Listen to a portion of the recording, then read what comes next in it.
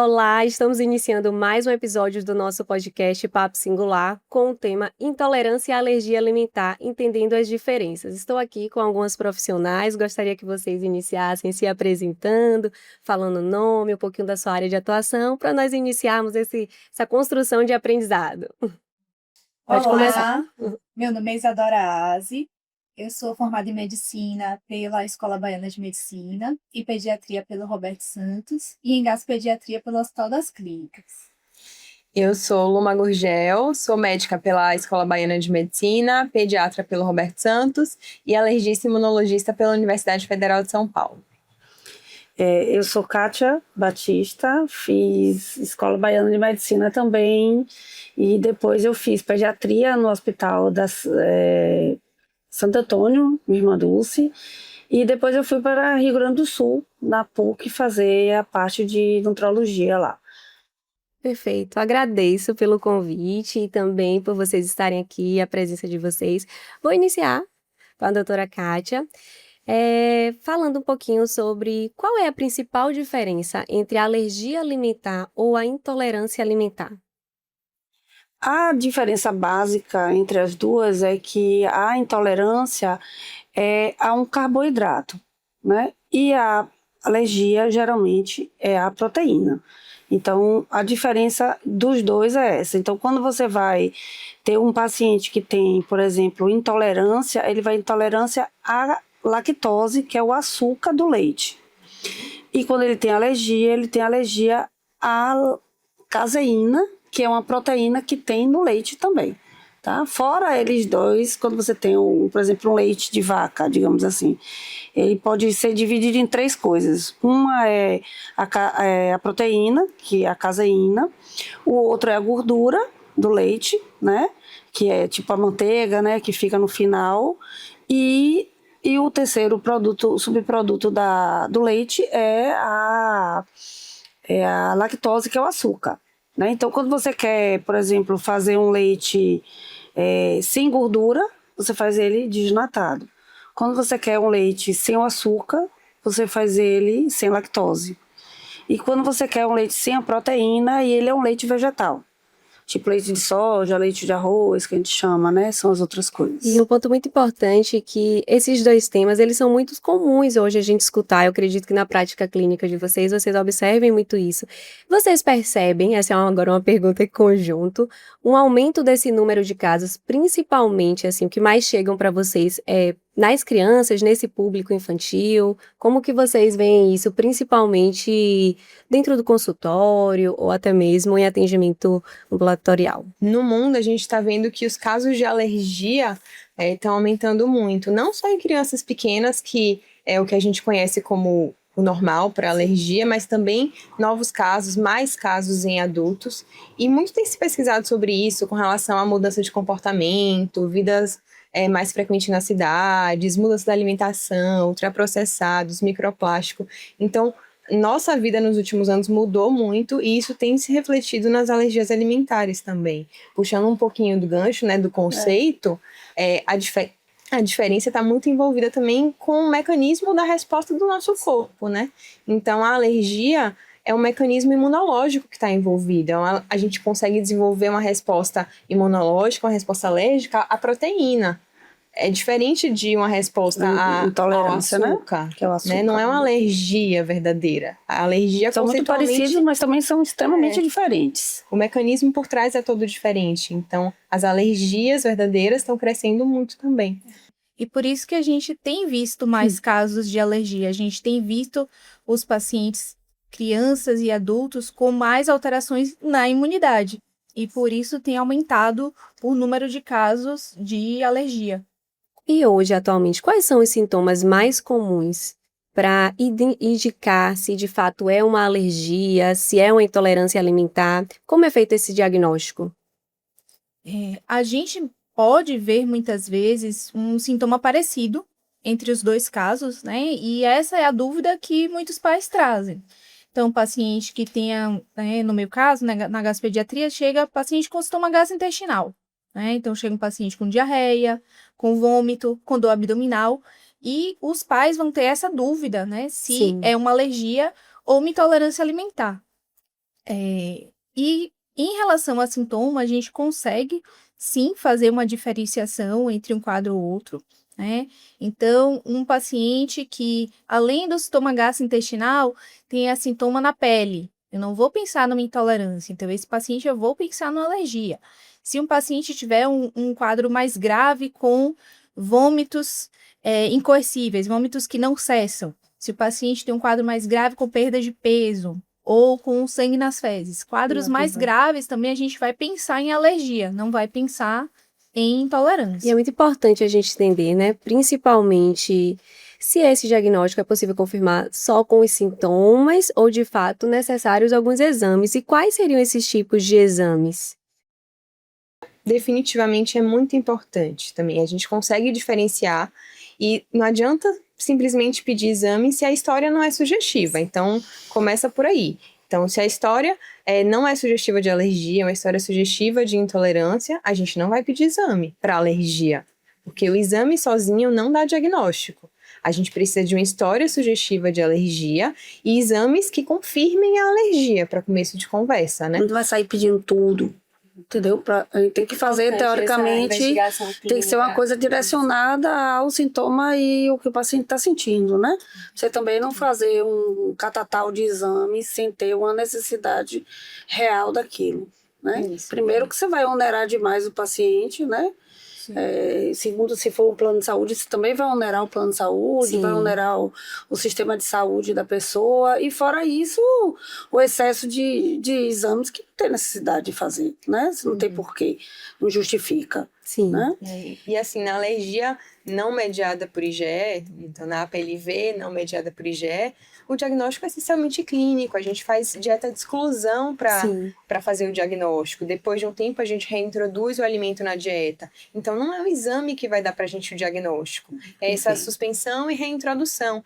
E na alergia mediada por IgE, a gente consegue fazer um exame específico para aquele alimento, mas não faz sentido pedir exame para tudo. Então, se você tem uma suspeita de alergia a leite, eu não vou pedir exame para ovo, porque também existe o falso positivo.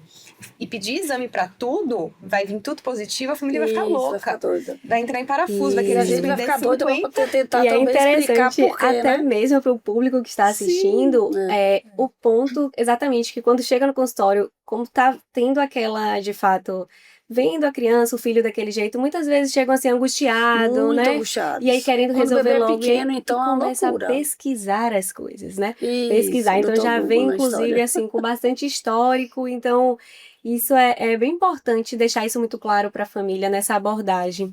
E quais alimentos vocês mais observam, assim, de fato, que costumam desencadear essas alergias alimentares ou desencadear uma intolerância? A gente tem assim uma lista dos principais alérgenos, né? E ele corresponde muito ao que realmente a gente vê no consultório. Uhum. Então a gente começa com leite de vaca, né? Então a Sim. alergia, a proteína do leite de vaca seria o mais comum, né? Daí vem ovo, soja, trigo, oleaginosas como amendoim, castanha, nozes e frutos do mar. Então amendoim, esses né? seriam, né, Amendoim é os bastante, principais, sim, Aqui amendoim. nem tanto, mas nos Estados Unidos é bem grande amendoim. Eles seriam os Chega a ser principais quase igual alérgenos. ao leite de vaca.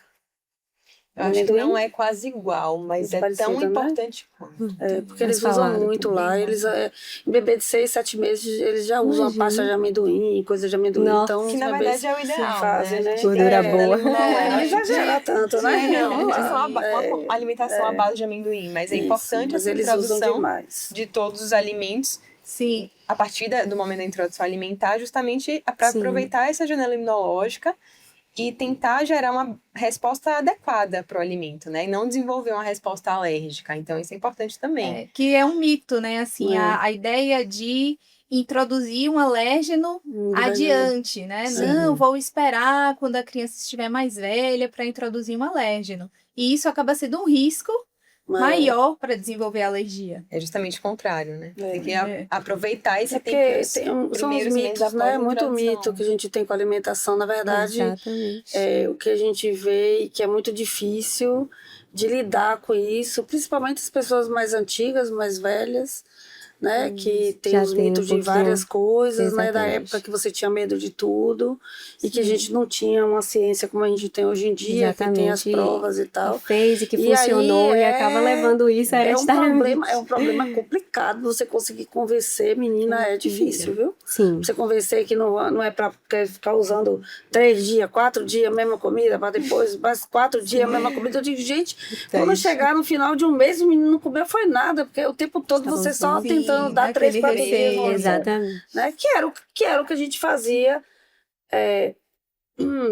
Tô me Entregando a entregando minha idade. né? Tô Não entregando entregue minha nossa idade. idade, né? Experiência.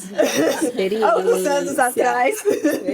Então, alguns anos atrás, a gente fazia muito isso, Sim. que era a introdução, né, gradativa de cada grupo alimentar e tal, com medo, com receio que o paciente tivesse alguma reação. Acho que talvez mais por causa de... antigamente a gente também não tinha esse nível, né, de atendimento, de informação, de conseguir levar um paciente numa emergência, né? Imagina no interior, que você tinha que andar vários quilômetros para você conseguir chegar em uma emergência e ser E a atendido, disponibilidade né? de exames também Isso hoje tá também, muito mais então fácil era de muito fazer mais diagnóstico difícil, certo. era muito mais fácil você não dar nada e dando tudo devagarzinho para você não ter o risco de a pessoa fazer uma reação alérgica. Eu maior, acho que né? assim, hoje temos mais exames, temos mais especialistas, né? Sim, Então, assim, muito mais. então temos um paciente que ele pode acompanhar com mais de um especialista para poder orientar melhor essa introdução alimentar com segurança, né? Mesmo paciente alérgico, que não só tem esse medo do paciente não alérgico de desenvolver alergia, ainda mais paciente que já é alérgico a um alimento. E se a mãe for alérgica, piorou.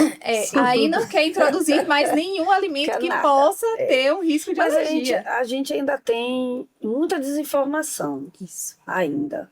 Tá? E como eu faço um consultório de nutrologia, chega de tudo que vocês imaginarem mais um pouco.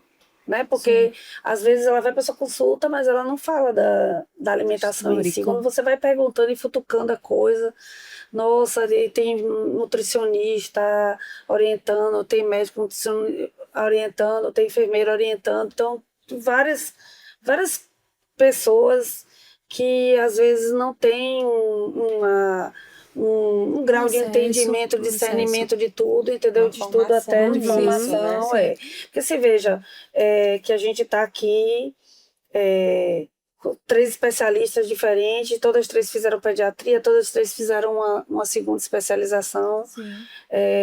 E ainda assim tem coisas que eu sei, que você sabe, e que você sabe e que eu não sei. Exatamente. Entendeu? Sim. Até o que ela sabe que eu também não sei. Sim. Entendeu? Agora, aí você imagine uma pessoa que é uma enfermeira, não falando mal da enfermeira, entendeu? Ela tá no lugar dela, se ela teve espaço dela, ela tá lá.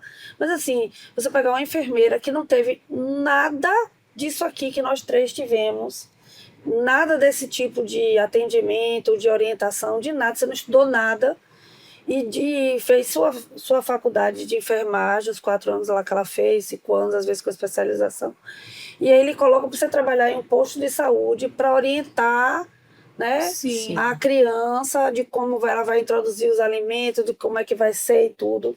De onde vem a base, de onde vem esses entendimentos, E isso entendeu? passa também no diagnóstico, né? Isso, mas é isso que eu tô falando, quando a passa família tem algum adiante. sintoma, a Não. criança tem algum sintoma e a família vai atrás de um diagnóstico, às vezes, assim, existe profissional mal formado e que vai pedir exame adoidado, Existe, vai porque pedir exame inclusive errado. não necessariamente precisa ser enfermeira, mas pode ser o médico de saúde de comunidade. E isso vai criando uma que tá lá, expectativa na médicos, família. inclusive, que não tiveram especialização Exatamente. nenhuma, entendeu? E isso cria uma Imagine que expectativa na loucura. família e ao mesmo tempo também vai gerando uma angústia associada a exato. isso. É E porque a gente uma- está em uma clínica, Sim. né, que uma clínica com um know-how bom, com especialistas bons, e graças a Deus os pacientes que a gente tem na clínica têm Sim. condições de fazer isso, né? Mas a Sim. gente tem que lembrar também que tem aqueles pacientes que que não tem acesso. não têm condições Sim. nenhuma, que não têm a orientação e que de repente vão assistir o nosso podcast. Inclusive, Entendeu? é um Vão assistir ponto essas agora, aqui. em seguida, que é exatamente depois desse diagnóstico. Porque muitas vezes Sim, essas depois mesmas feito. pessoas que não têm este acesso, eles acabam Sim. fazendo o quê? Fazendo o movimento de receber o diagnóstico e aí às vezes tem Não uma sabe o que é que vai orientação e eu vou fazer. fazer esse exame aonde? Onde que Isso. existe isso? Em tal qual serviço?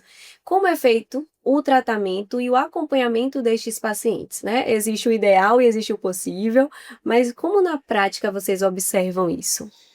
Para exame, assim, a dosagem das IgEs específicas para cada alimento, que é o que a gente tem de exame para alergia mediada por IgE, a gente tem dois principais métodos, que é a dosagem no sangue, que a gente consegue Sim. dosar vários alimentos, inclusive componentes de alimentos, que às vezes causam reação cruzada entre diferentes alimentos, e também tem o prick test, né, aquele que pinga as gotinhas Sim. no braço e que dá uma Já arranhadinha. fiz esse já. Quem não fez esse, né?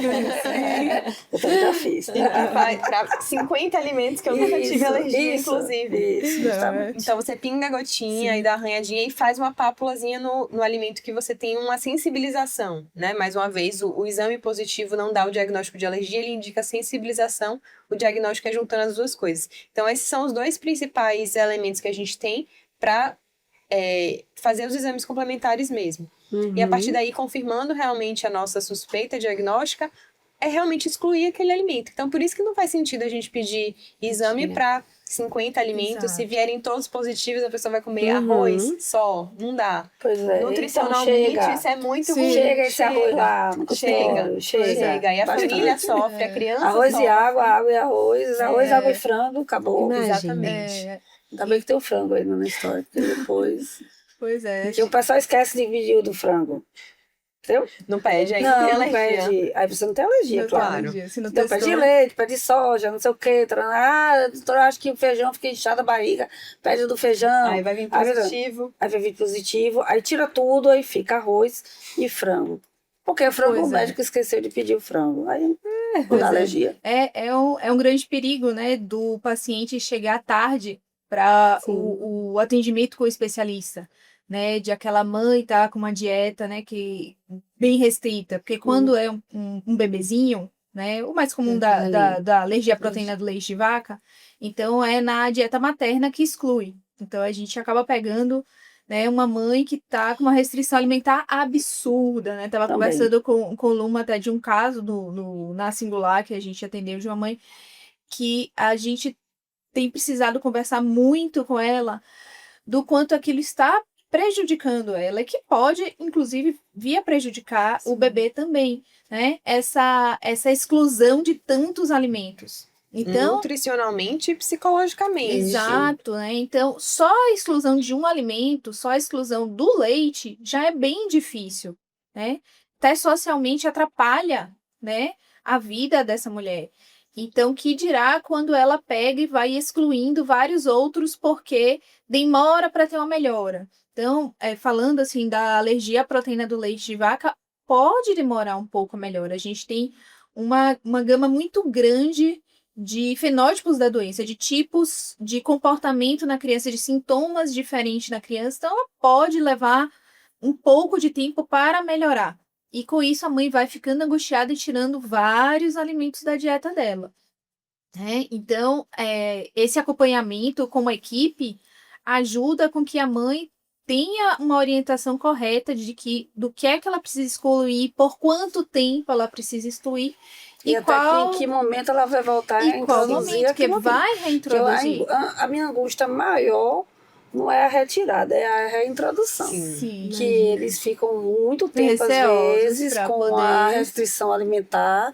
E a gente vê que isso vai ter impacto depois, E né? uma coisa Principalmente interessante, na assim, criança. como fonoaudióloga, na prática clínica, eu Ah, observo, sim. assim, crianças que têm dificuldades alimentares, né, algumas restrições, ou quem tem uma alergia, ou até mesmo uma Aham. intolerância. E aqui era um ponto, quais seriam os principais desafios, assim, das famílias, né, que convivem com a alergia alimentar de fato?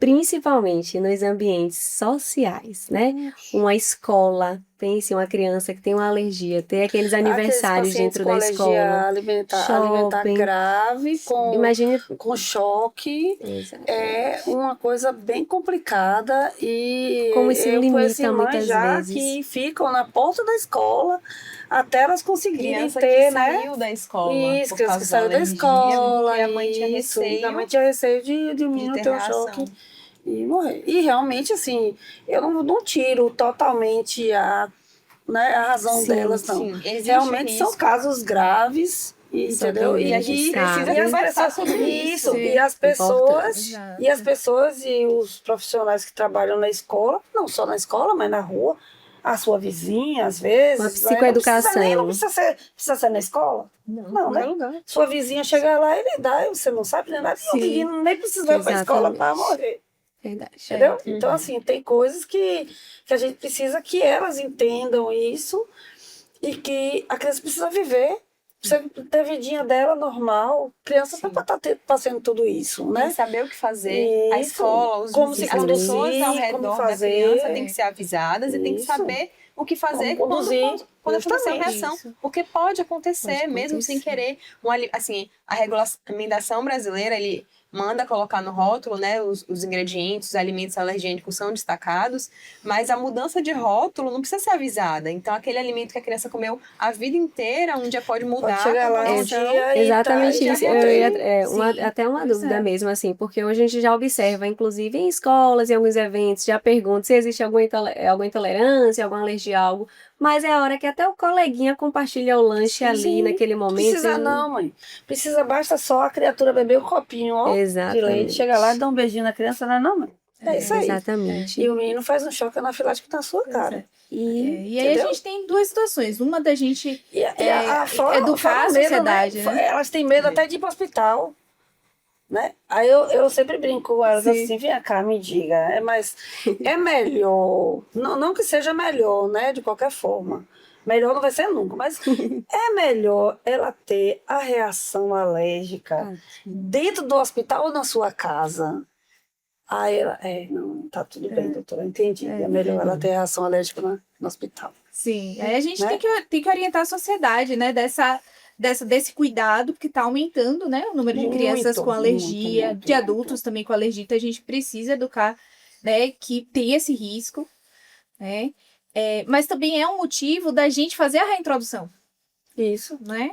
A Não gente ficar o fazer. tempo inteiro Exato. com aquela restrição e precisa realmente reintroduzir, porque a gente precisa saber como é que vai conduzir. Agora, essa reintrodução também tem que ser cautelosa, Tem né? que ser, Exato. também, Então Na tem um alergia não protocolo, mediada né? por Tem IgE, protocolo. nos casos menos graves dá para fazer em casa, Sim. mas nos casos graves, nos casos de alergia mediada por IgE, Sim. não dá para fazer em casa, Isso, não dá, não é seguro, porque Isso a aí é gente está sua parte, né? Da gente reintroduzindo. é outra, né? Não, a gente está reintroduzindo um alimento que a gente Sim. sabe que a criança tem alergia, Sim. que um dia teve Isso, pelo menos. justamente. A gente faz o teste de provocação no ambiente seguro, numa clínica equipada, no hospital, que tenha uma condição de reanimação Por mesmo isso que eu tô no quadro falando, é a mesma grave, coisa que eu tô falando. Então Exato. é melhor ela fazer a dentro do reintrodução hospital. Dentro do hospital, numa né, do que clínica esperar tiver, acontecer isso, E justamente. por isso que é Isso. importante ter esse momento dessa orientação de vamos agora tentar reintroduzir no ambiente seguro. Sim. Porque a qualquer momento pode acontecer uma reintrodução do alimento no ambiente não seguro. Então é Sim, e importante, assim, a gente- né, essa... A gente não agenda um teste de provocação na criança que a gente acha que a gente vai reagir, né? Sim. Então, assim, Sim. os exames ajudam a Vão- gente. vão Ah, dar o um exame tá norte. igual o do ano passado. Vai testar agora? Não. Vai testar agora. Ah, não, o exame caiu. Ele teve uma exposição acidental mínima e não teve sintoma. Olha, talvez já esteja tolerando em algum Melhor. processamento o alimento. Mas, assim, não tem como saber se a gente não testar. Mas não dá pra ficar para sempre também sem testar, Sim, né? Exatamente. E um ponto muito importante na fala de cada uma de vocês foi principalmente essa questão da retirada de alimentos por conta própria, ou até por medo, ou uma determinada insegurança. E atualmente, assim, o que é que vocês mais observam, os que chegam para vocês, principalmente os mitos sobre essa alergia e intolerância alimentar? Estávamos até falando um pouquinho mais cedo, compartilhando assim, se o leite é inflamatório, né? O leite inflama. Então, assim, o que é que vocês mais observam e o que é mito? Acho que isso é muito importante para o pessoal que está assistindo, assim, o que é um mito e o que é verdade né, sobre os quadros de alergia ou da própria intolerância alimentar? O leite não é inflamatório. Eu acho que esse O daí leite é não vai piorar a pergunta. rinite, não precisa suspender o leite com a rinite, com a asma, a não ser que seja uma alergia verdadeira ao leite, isso não precisa acontecer. Então, assim, né? Tem paciente que tem alergia, proteína do leite de vaca, tem paciente que tem intolerância à lactose, e tem paciente que tem rinite. Então, se ele tem alergia, retira o leite. Se ele tem intolerância à lactose, ele tira a lactose. Se não tem esses quadros, Não tem porque tirar a culpa nada. não é do leite. Ele pode Vamos ter alergia procurar o culpado. e rinite, inclusive, mas o tratamento Que é é bem comum, por diferente. sinal. Né? É. Então, a gente tem que procurar. Vamos tirar o leite, vamos tirar o glúten, vamos tirar tudo. Não, gente. A gente tem que ter um raciocínio, tem que ter um E eles ficam em norte. pânico, né? Na possibilidade de mudar Sim. tudo aquilo que eles já tinham. Construir. Porque assim, é isso. Reconstruiu, eles tinham na construído verdade, isso, né? Porque quando Sim. você diz e pega uma pessoa dessa e coloca, e às vezes são pessoas sem condições Sim. mesmo, entendeu? Financeiras, e aí você pega ela, diz que o filho dela tem um monte de coisa, alergia e tal, que tem que separar as panelas, tem que separar as vasilhas, tem que tirar, trocar as panelas, trocar o liquidificador, trocar isso, trocar aquilo. E aí existe uma possibilidade de você começar a introduzir, dar certo. E aí você, vou ter que trocar tudo de novo. Aí você tem a possibilidade de inicialmente dar certo e depois degringolar de novo e dar errado, e você volta para trás novamente, e aí você tem que perder tudo que você fez antes. Então, tem os mitos, os medos de todo mundo, os pânicos de dar errado, de não ter um problema, de ter que ir para emergência, de perder a criança, inclusive, ou de você ter que ficar internado se você for uma pessoa de adulto, entendeu? Então, lidar com a vida mesmo do paciente ali, e a gente tem que entender, o medo faz parte dela, ela só não pode, como a gente fala, os psicólogos, lhe paralisar, né? Não pode lhe parar no meio do caminho. Então, a gente tem que aprender de vez em quando a enfrentar os medos, tanto os medos da gente, que a gente também tem medo de reintroduzir, mesmo sabendo que pode dar tudo certo, pode dar tudo errado. E aí, mas tem que ir para frente mesmo, não tem o que fazer. Sim, a gente fazendo de maneira segura, né? Isso, justamente. A gente precisa fazer. Eu tenho certeza que vocês trabalham com outros profissionais da área, né, complementares, e como é importante esse olhar clínico, esse olhar dessa abordagem integrada. Eu queria que vocês falassem um pouquinho sobre isso, o quanto é importante essa abordagem integrada para estes pacientes que têm estes quadros, principalmente esses quadros, inclusive, que são um pouco mais, assim, rebuscado, né? Uma criança que realmente tem aquele alto nível de alergia, uma complexidade um pouco maior. Sim. Que o paciente, ele pode não ter um quadro só, como uma estava falando, né? Então, o paciente, ele pode ter uma alergia alimentar, uma rinite alérgica, uma desnutrição, ele pode ter uma gama de quadros associados, né, linkados, e que o acompanhamento com vários especialistas pode ser necessário, né? A gente precisar tomar várias condutas em vários momentos com profissionais especializados para ver o paciente como um todo. Sim. Né? Então, não focar só. Muitas vezes os pais chegam com um sintoma que preocupa mais, e quando chega na consulta a gente observa que tem várias outras questões que precisam ser né? organizadas para poder o tratamento dele dar Pois certo, né? Então a gente precisa, né? E depende muito também do alimento, da faixa etária, né? Porque assim, é diferente uma adolescente ter uma alergia a camarão, que tudo bem que na Bahia é uma coisa mais difícil, mas assim, nutricionalmente é um alimento tranquilamente evitável. A gente pode trocar por qualquer outra coisa. É chato suspender camarão da dieta, mas assim, dá para viver. Do que uma criança, um bebê com alergia a leite. É muito mais difícil e nutricionalmente o leite é muito mais importante do que o camarão para um adolescente. Então, conversar com a família, com nutrição, nutrologia, inclusive psicologia, por conta dessa fobia toda que tem por trás, é importante. E cuidar daquela criança para que o alimento que ela precisa suspender da dieta seja, os nutrientes que ele fornece, seja substituído de forma adequada e não por vozes da cabeça da família. Porque isso também não é certo, né? Os formados somos nós, não a família. A família não tem a obrigação de saber o que fazer. Exato. A gente, né, tem que passar essa segurança para a família de qual vai ser o passo a passo, de qual vão ser as condutas, de qual vai ser o momento de cada situação, a depender de cada alergia, cada quadro. Quando a gente tem, assim, por exemplo, lá na Singular, que a gente tem um prontuário em conjunto, Sim. é muito mais fácil para a gente trabalhar e entender aquele prontuário, entender aquela criança, né, ou aquele paciente, adulto que for, do que quando você tem pessoas diferentes, locais diferentes. Então, assim, às vezes o paciente fala assim, doutora, eu queria que você me indicasse uma pessoa. A gente indica a pessoa que conhece, não é porque a gente quer que ela fique mais Que rica, não, trabalho entendeu? fica mais É fácil. porque fica mais fácil. Eu posso discutir com meu colega, ter essa Sim, ideia, sim. né? Algo Se mais realmente ele preciso. pode me dar ajuda com alguma coisa. Exatamente. E às vezes né? a informação foi dita em uma consulta que não foi na outra. Isso, justamente, então é isso que eu tô troca falando, né? figurinha. Às vezes Exato. eles conversam comigo, quando a gente vê, são Verdade. coisas assim que já tirou isso, não sei o quê, mas estava usando. Quando você vê e você pergunta, e aí você, às vezes a avó vai na consulta com ela, mas não vai comigo. Aí quando você Sim. descobre, ela estava dando alguma coisa. Eu tive uma paciente que era celíaca, Sim. era não, é porque ela ainda e ela piorava frequentemente, né? Sempre vinha com as queixas de dor na barriga, não sei o que lá e tal, mas eu tá fazendo dieta, tô fazendo a dieta, tô. E a gente não conseguia definir o que era. E aí, depois que foi um dia, a avó veio na consulta. Sim. E aí a gente descobriu que a avó era muito católica, levava a menina para a igreja. Né? Então, de tempos em Olha tempos, só. ela ia na igreja, levava a menina e dava hóstia para a menina Poxa. dela, porque a menina não tinha idade ainda para comungar, Sim. entendeu? Então ela pegava um pouquinho da hóstia dela, pegava na mão, botava aqui, quebrava um pedacinho, Sim, botava na olha língua da só. criança. E aí era o suficiente para a menina descompensar toda. Na segunda-feira a menina estava ruim, na terça, e aí só depois de muita conversa que a gente foi descobrir que era isso, né? Então são coisas assim que a gente vai aos pouquinhos.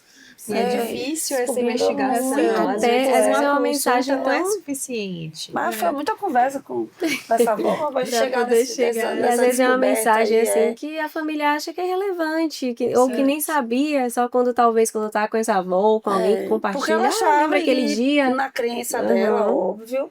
Eu sou católica também, acredito em tudo isso aí, mas assim, ela acreditava e que ela comungar iria Melhorar, Sim. né? O quadro sim, dela. iria né? salvar, tirar ela, curar e tudo. E a gente sabe que essa cura ainda não existe, né? Então, tem esses detalhes assim que se a gente não tiver tempo, é uma outra coisa que a gente precisa conversar também.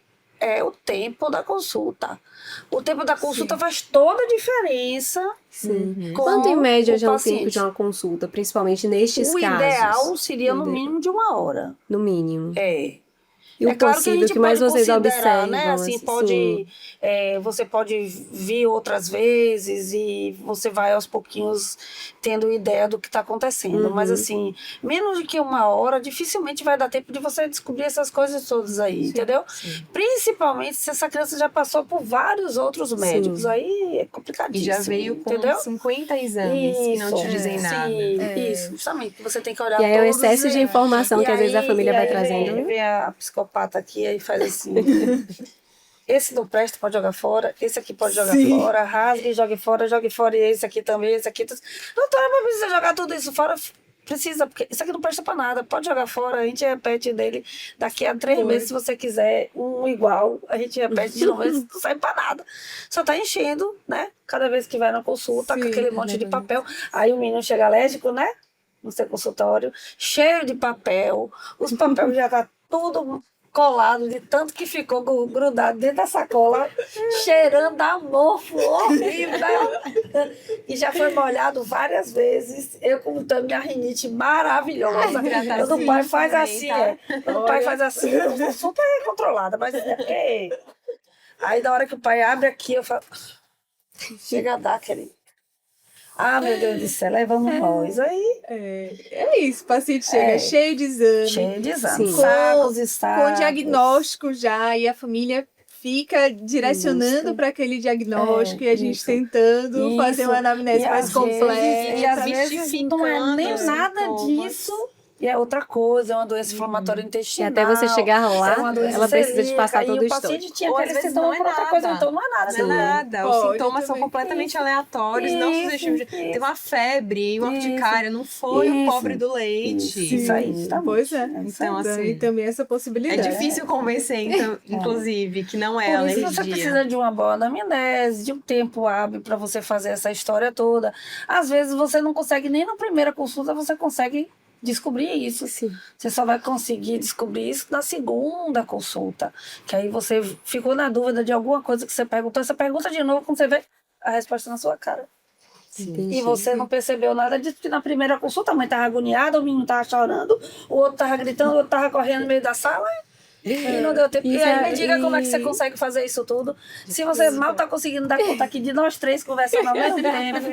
Imagine como Tá vendo correndo para aí, lá, outro para doutor? cá. Você tá vendo? E- Vocês e- ficam ensinando esses meninos a conversar. Ó, o Tá que vendo dá. aí? Tá vendo? Vai ser Ele fono, vai saber ensinar a falar, falar. Tá vendo? exatamente. Pois é. E assim, como é um assunto importante esse, porque gera muitas dúvidas, inclusive, nós que não, eu Claro. trabalho com o público infantil, mas observo muito isso às vezes da família, aquela família que tem dificuldade de introdução alimentar, ou aquela família que Sim. até já vem de fato com alergia ou uma determinada intolerância.